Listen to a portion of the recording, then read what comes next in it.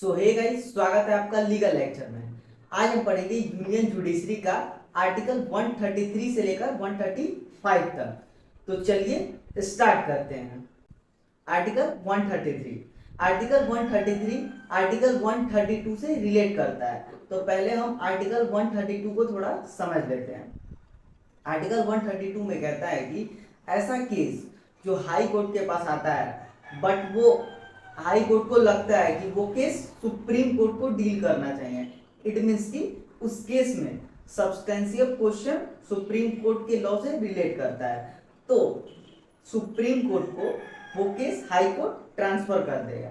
ठीक है, तो ये था हमारा आर्टिकल 132। आर्टिकल 133 में कहता है कि अगर जो case high court supreme court के पास ट्रांसफर कर रहा है वो अगर सिविल मैटर है तो आर्टिकल 133 में जाएगा, और वो केस अगर क्रिमिनल मैटर में है तो आर्टिकल 134 में जाएगा।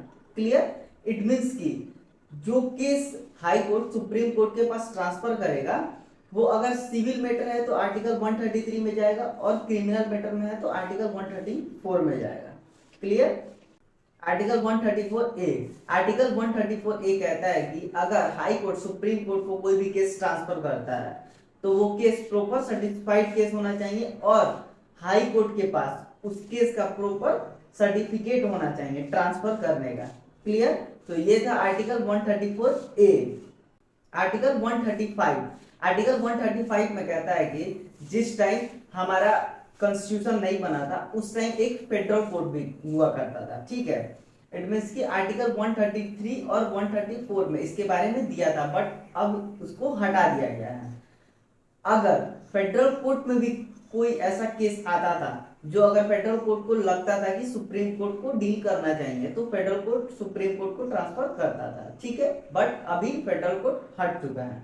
ठीक है, तो ये था हमारा आर्टिकल 135।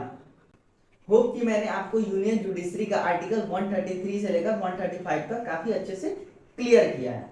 अगर फिर भी आपको कोई डाउट रहता है तो आप कमेंट करके जरूर बताएं। मिलते हैं नेक्स्ट वीडियो में, तब तक के लिए धन्यवाद।